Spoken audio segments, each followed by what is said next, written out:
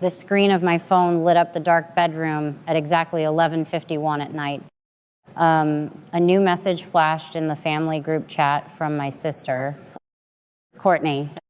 I opened it, expecting a mundane question about wrapping paper or travel logistics for our annual gathering in Charlotte. Instead, the words stared back at me. Sharp and absolute, she wrote that I was officially uninvited from the family Christmas this year. Her reasoning was typed out for everyone to read.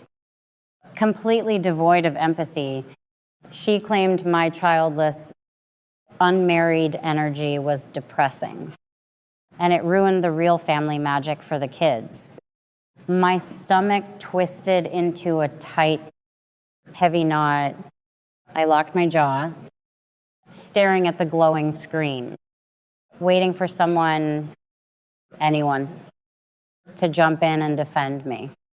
My parents read the message. My brother Trevor read the message. Silence. Then, before I could even process the humiliation, 3 seconds passed. The notification pinged again. Courtney sent a follow-up text. She wrote, "We still need you to drop off the catered prime rib and the $500 iPads for the kids by 10 in the morning." Though, the sheer audacity of that demand hit me like a physical blow. For 34 years, I had been the family peacekeeper, the reliable aunt, the one who absorbed every insult just to maintain a fragile illusion of harmony. I was the one who remembered every birthday, who bought the extravagant gifts, who hosted the endless dinners. But reading that message, something fundamental inside my chest finally snapped. I swallowed the lump in my throat. I set the phone face down on the nightstand. I opened my laptop, the bright glow illuminating my face in the dark room. And I pulled up the catering company portal. I had already paid $3,000 for a massive holiday feast. Prime rib, roasted asparagus, truffled mashed potatoes, artisan dessert. Knowing I could not get a refund this close to the holiday, I found a much better solution. I legally rerouted the entire delivery to a local Charlotte at-risk youth shelter. I typed in their address, confirmed the donation, and immediately received a 501c3 tax receipt in my inbox. The director of the shelter emailed me 5 minutes later, her words overflowing with gratitude, explaining they had lost their holiday sponsor and the children were going to eat standard cafeteria food. My chest felt slightly lighter. Then I looked at my bank account. I had a $7,000 fund set aside for my family's cabin rentals, emergency holiday expenses, and those ridiculous iPads. I navigated to a travel site. Within 10 minutes, I booked a first-class ticket and a 5-star oceanfront suite in Maui, Hawaii. Departing the very next morning, I closed the laptop. The heavy, suffocating weight I had carried for years evaporated. I grabbed my suitcase from the closet and started packing. As I folded my summer dresses and swimsuits, the memories played in my mind, recontextualized by Courtney's cruelty. I remembered paying my brother Trevor's $2,000 rent when he was between jobs and refused to downsize his apartment. I remembered funding Courtney's lavish baby showers because her husband claimed they were short on cash. As a high school counselor, I deal with entitled teenagers all day long. I sit across from bullies who cry victim the moment they face consequences. I know the anatomy of an excuse. I recognize the behavior in my own blood instantly. My adult siblings were operating on the delusion of toxic entitlement.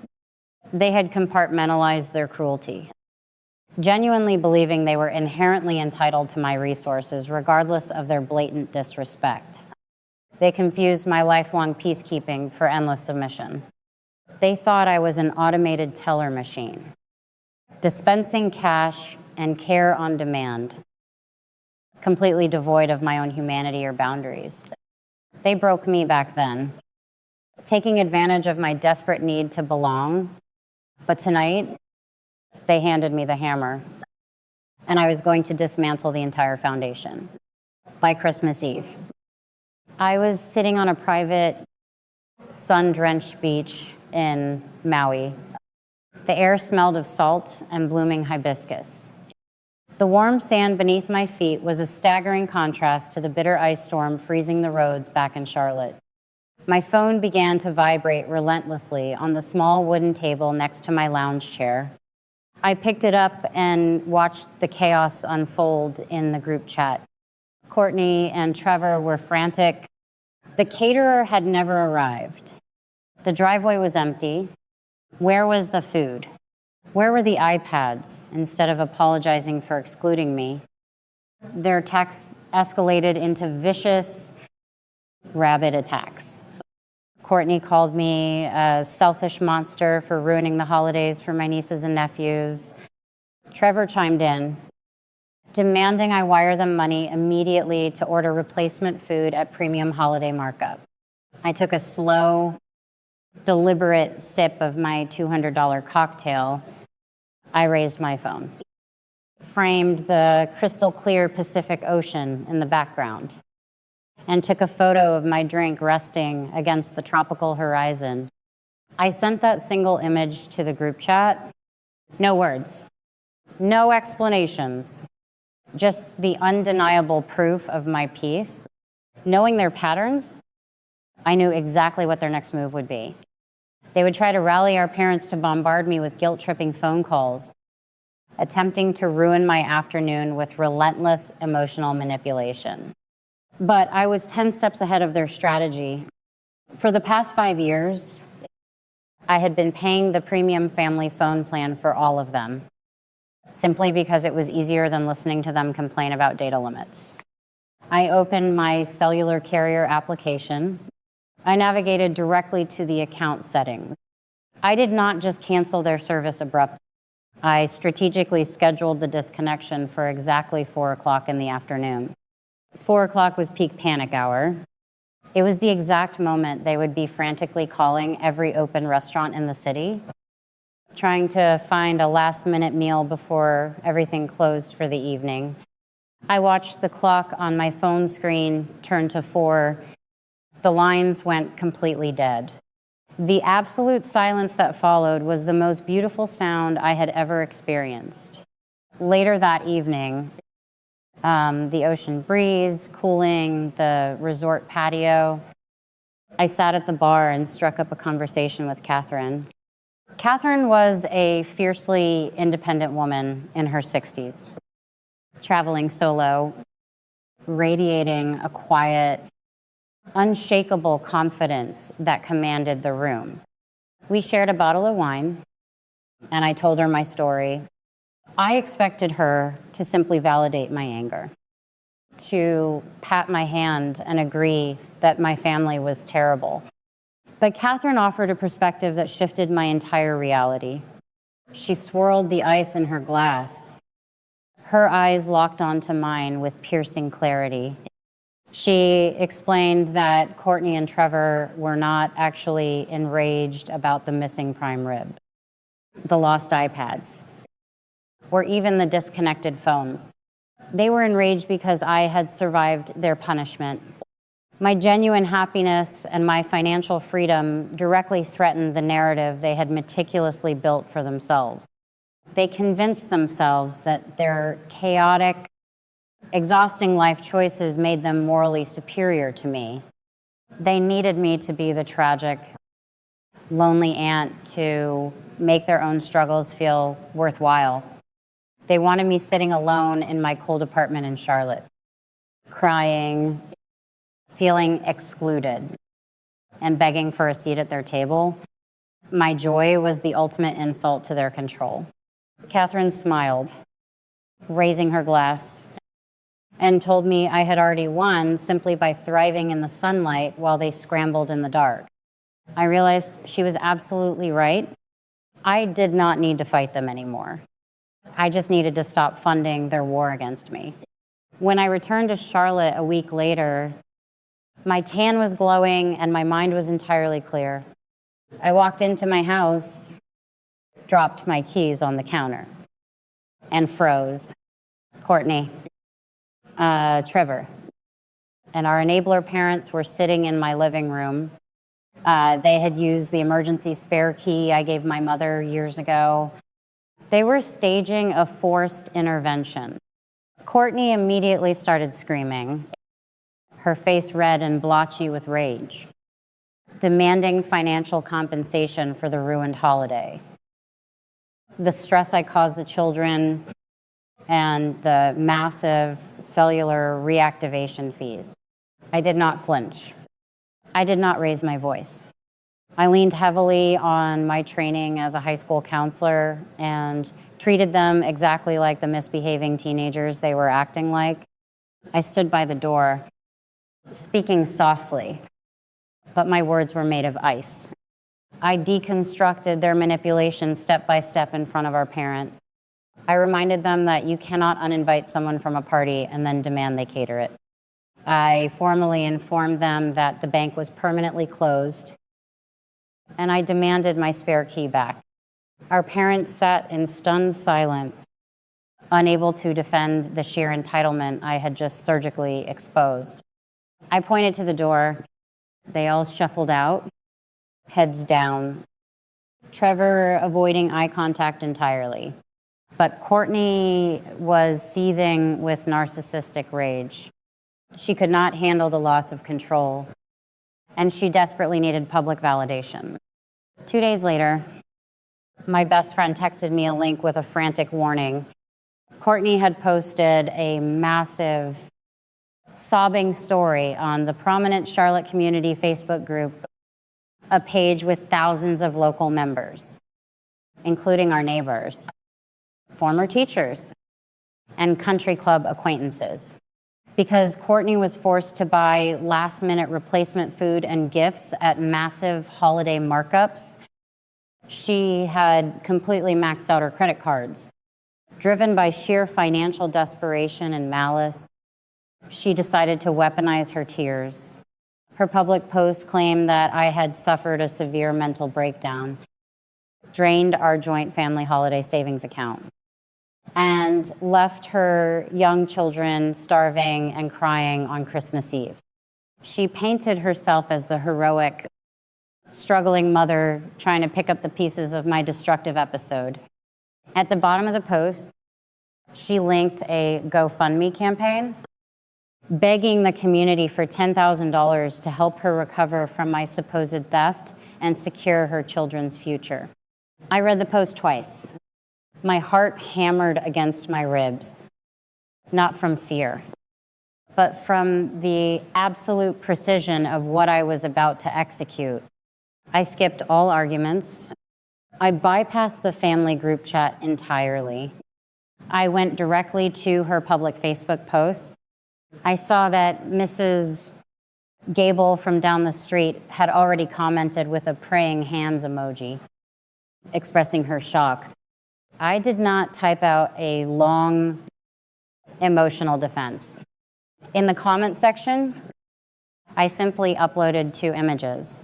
The first image was the unedited, time-stamped screenshot of her original text message, explicitly kicking me out of Christmas because of my depressing, childless energy, followed immediately by her demanding $500 iPads. The second image was the official tax receipt from the youth shelter, proving that I had personally donated the $3,000 catered meal in my own name, destroying her blatant lie about a joint family savings account. I tagged the group administrators, providing the direct portal link to report her GoFundMe campaign for federal wire fraud and scamming. I locked my phone, walked into my kitchen, and went to make a cup of chamomile tea. By the time the water boiled, the community had completely turned on her. The notification chimes were deafening. Dozens of comments poured in from neighbors, local parents, and PTA members, tearing her apart for trying to scam them and for her profound cruelty. Within an hour, the administrators permanently banned Courtney from the community group and officially reported the campaign to the platform. She was forced to delete all her social media accounts in absolute, irreversible disgrace, vanishing from the digital world to hide her shame. The fallout was swift, legal, and total. GoFundMe investigated Courtney for fraud, freezing her accounts and forcing her to answer for the money she attempted to solicit under false pretenses. She became a social pariah in her own neighborhood, unable to show her face at the grocery store without whispers following her down the aisle. Trevor emailed me desperately from his work computer, begging me to turn his phone service back on because he could not afford a new plan and his wife was furious. I flagged his email as spam without reading past the first sentence. My parents left a long, tearful voicemail asking if we could all just sit down at a restaurant and mediate this public embarrassment to save the family reputation. I blocked their numbers. Every single tie was cut. I reclaimed my peace, and I secured my perimeter. 6 months passed. The heavy, oppressive anxiety that used to govern my daily life evaporated, replaced by a profound stillness in my home. One Tuesday afternoon, I checked my mailbox and found a handwritten letter from Courtney. She tried to play the victim one last time. She wrote at length about the immense pressures of motherhood, claiming she only lashed out because she was overwhelmed by financial stress, and insisted that family always forgives family. She was testing the waters, looking for a crack in my armor, hoping my empathy would override my memory. I held the paper in my hands. I did not feel a spike of anger. I did not feel the urge to grab a pen and write back a scathing, victorious reply. I simply read the words, felt absolutely nothing but mild pity, and dropped the letter into the kitchen trash can. That same evening, I finalized my plans for the upcoming holidays. I am going to Tuscany for 3 weeks. Catherine is meeting me there, along with 2 of my closest friends from college who have supported me through every storm. We have rented a beautiful stone villa overlooking the vineyards. I finally found my chosen family, a group of people who celebrate my existence, who ask about my day, and who never expect me to buy their love. If you are listening to this right now, and you feel a painful familiarity in my story, I want to speak directly to you. I spent 34 years believing that keeping the peace was the exact same thing as being loved.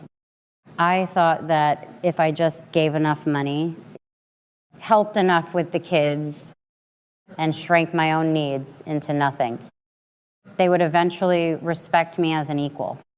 But people pleasers do not actually create peace. We simply enable abusers by absorbing their financial and emotional debts. We allow society to weaponize the word family against us, forcing us to tolerate disrespect and exploitation we would never accept from a stranger on the street. When the dust finally settled and the silence returned to my life, I walked away with 3 absolute rules for survival. Rule number 1 is the automated teller machine illusion. Toxic people do not actually love you. They love the access they have to your resources, your time, your connections, and your energy. They love the convenience of your sacrifice. When you finally close the bank, when you look them in the eye and say no for the very first time, you will find out exactly how much they actually valued your presence. Their rage is never about betrayal. It is just a panic tantrum over losing their favorite most reliable tool. Rule number 2 is the joy offense. The most devastating revenge you can ever take against a narcissist is not arguing with them. It is not trying to ruin their life or expose their lies in a screaming match.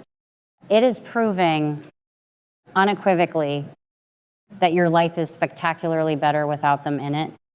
They want to see you broken. They want you to validate their cruelty by suffering in their absence. When you refuse to suffer, when you build a beautiful, peaceful, thriving life while they watch from the outside, you strip them of all their remaining power. Joy is not just an emotion. Joy is a weapon. Rule number 3 is the price of admission. Blood relation is nothing more than a biological accident. It is not a blank check for continuous disrespect.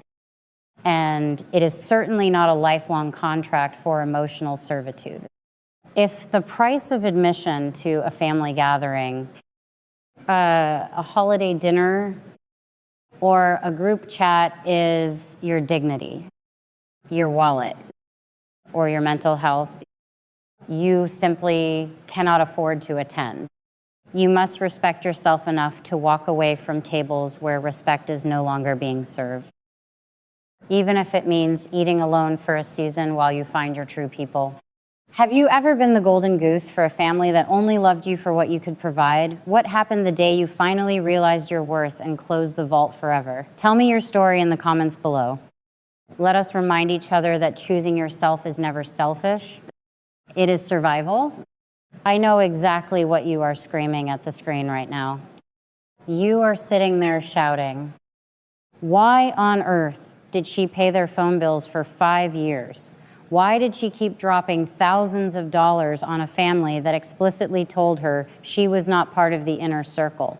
It is easy to judge from the outside, but let us talk about the real psychology of why smart, highly successful people stay in these toxic family traps. In behavioral psychology, this is called intermittent reinforcement. I like to call it the slot machine effect. When a toxic family gives you just enough crumbs of hope, a rare compliment, a decent Thanksgiving dinner without drama, a brief moment where you actually feel included, your brain gets hooked. You keep pulling the lever, pulling out your credit card, hoping for the jackpot of unconditional love. The protagonist was not stupid or weak. She was simply conditioned to believe her worth was tied entirely to her wallet. But when the illusion finally shattered, look at how she executed her exit. This was an absolute masterclass in financial self-defense. Let us break down her 3 smartest moves so you can use them if you are ever backed into a corner. First, the redirection strategy. She did not just cancel a $3,000 catering order and absorb a massive late fee. She legally rerouted the food to a 501c3 charity. She secured a tax write-off, fed children in need, and took the absolute moral high ground in a single click. She turned a financial loss into a bulletproof charitable asset. Second, the strategic cord cut. Instead of screaming and crying in a group chat, she targeted the infrastructure. She scheduled the phone disconnection for exactly 4 o'clock on Christmas Eve, maximum inconvenience. When dealing with entitled people, do not waste your breath arguing about feelings. Remove the resources they rely on. Cut the utilities, not the insults. Finally, the paper trail nuke. When her sister tried to commit federal wire fraud with a $10,000 GoFundMe scam, the protagonist did not write a long, emotional defense post. Manipulators thrive on emotion because emotion can be twisted. Hard evidence cannot. She brought official tax receipts and time-stamped screenshots. She audited her own abuser. Scammers hate details. and she built an airtight case that let the community do the punishing for her. 6 months later, my home was quiet in a way I had never known before. No emergency phone calls, no guilt-soaked messages, no sudden bills disguised as family love. Courtney sent one handwritten letter claiming motherhood had overwhelmed her and that family always forgives family. I read it once, felt nothing but calm, and dropped it straight into the trash. That was the moment I knew I was finally free. For 34 years, I thought keeping the peace meant being loved. I thought if I paid enough, showed up enough, and swallowed enough disrespect, one day they would see me as family, but they never wanted me at the table. They wanted my wallet, my labor, and my silence. So I closed the bank, and when I did, their love vanished with the money. That taught me the truth. People who only value your generosity do not deserve access to your life. Blood is not a blank check. A holiday invitation is not worth your dignity. And peace is always cheaper than staying trapped in a family that keeps charging you admission. This year, I am spending Christmas in Tuscany with people who actually celebrate me. No invoices, no insults, no condescension. The ultimate lesson here is that you cannot buy genuine respect if someone requires you to fund their life just to earn a seat at their table. That is not a family. That is a business transaction. And you always have the right to cancel a bad subscription. Have you ever had to financially cut off a toxic relative? How did they react when the money finally dried up? Drop your story in the comments below. Hit that subscribe button for more street smart survival guides. And remember, your peace of mind is the ultimate return on investment.